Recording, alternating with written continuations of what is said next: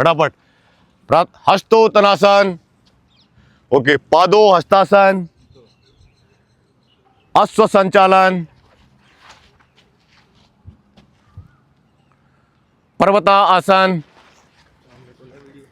दंड आसन, भुजंग आसन, पर्वता आसन, अश्व संचालन, पादो हस्तासन, हस्तोत्तनासन, प्रार्थना मुद्रासन। अरे समझ गए? समझ गए ना? सूर्य नमस्कार का क्या होगा? अभ्यास। ठीक है, जैसा वो करेंगी वैसा आप करेंगे, उच्चारण प्रोनाउंसिएशन हम करेंगे। ठीक है, समझ गया? Yes sir. हाँ, क्या बोलते हैं, हर एक उसका होगा व्यायाम का, जिस प्रकार से उसको करेंगे। चलो स्टार्ट। तो सूर्य नमस्कार 12 योगासन का क्रम है जो हमारे शरीर, मन और श्वास के बीच संतुलन स्थापित करता है।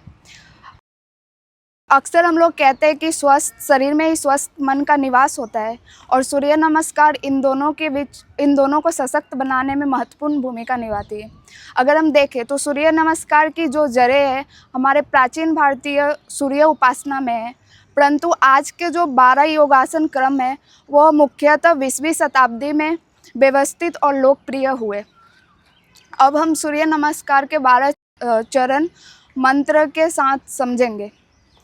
तो उसमें पहला आसन आता है प्रणाम आसन, जिसे नमस्कार मुद्रा भी कहते हैं, जिसमें दोनों हथेली को हृदय के पास हमें ले जाना होता है, जो हमें हमारे मन को संतुलन करता है और अभ्यास के लिए तैयार करता है। पहला अभ्यास हो गया प्रार्थना मुद्रासन या नमस्कार मुद्रा। अरे समझ गए? नमस्कार या प्रार्थना मुद्रासन। इसमें मंत्र होता है ओम मित्राय नमः, यानी जो समस्त जगत के मित्र है, जो सभी को उष्मा, ऊर्जा, प्रकाश प्रदान करते हैं, हम उन्हें नमन करते हैं। समझ गए? अरे समझ गए? जो समस्त जगत के मित्र हैं हम उनको क्या करते हैं? नमन यानी प्रणाम करते हैं। समझ गए? हाँ। दूसरा आसन होता है हस्त उत्तान आसन, हाँ। जिसमें हमें अपने हथेली को पीछे की ओर झुकाना होता है। हस्तोत्तनासन है ना, हाथों को ऊपर करना। ठीक है बाबू? हाँ, हस्तनासन है ना। Yes sir. Okay, yes. इसमें मंत्र हम बोलते हैं ओम रवे नमः, जिसका ओम रवे नमः आप लोगों ने सबने बोलना है।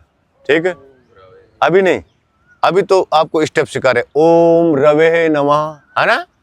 ओके। जिसका मतलब होता है जो स्वयं प्रकाशमान है और सभी संसार को प्रकाशित करते हैं, हम उन्हें नमन करते हैं। वो जो हमारे कहाँ है?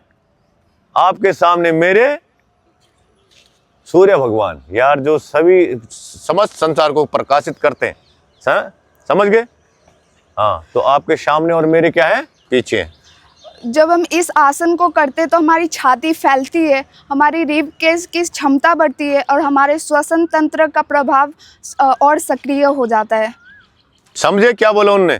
आपके छाती फैलती है और आपका फेफड़े जो है मजबूत होते हैं, जिससे आप कोई भी शारीरिक परीक्षण करते तो उसमें क्या मिलता है? आपको मदद मिलता है। और जब हम हाथ को अपवर्ड स्ट्रेच करते तो हमारा लंबर क्षेत्र, मतलब जो कमर के नीचे का भाग, और सैक्रल क्षेत्र, मतलब जो हमारे पेल्विक के बीच में रीढ़ की हड्डी आती है, उसमें लचीलापन आता है। समझ गए? मतलब रीढ़ रज्जु से लास्ट टेलबोन तक। ठीक है, उसमें क्या होता है? लचीलापन आता है। बॉडी में क्या आती है? फ्लेक्सिबिलिटी आती है। अरे समझे? हाँ। और हमारे रीढ़ से जुड़े जो भी तंत्रिकाएं यानी स्पिनल नर्व्स है, वो भी सशक्त और ज़्यादा सक्रिय हो जाती है। तीसरा आसन है पाद हस्तासन, हाँ। जिसमें हम हाथ को घुटने से झुकाते। लगाओ, इसको बोलते हैं पाद हस्तासन। पादो हस्तासन। ठीक है, इसमें क्या करना है? आपने घुटने से झुकाना है। ठीक है, समझ गया? गुड, सही खड़ा हो भाई। इसमें मंत्र हम बोलते हैं ओम सूर्याय नमः, मतलब जो समस्त जगत को गति, सक्रियता और ऊर्जा प्रदान करते हैं, हम उन्हें नमन करते हैं।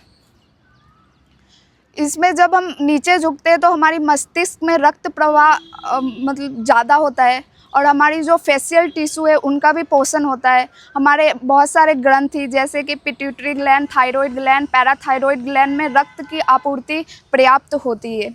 इससे हमारे पेट की और कमर की अतिरिक्त चर्बी कम करने में भी यह आसन सहायक है।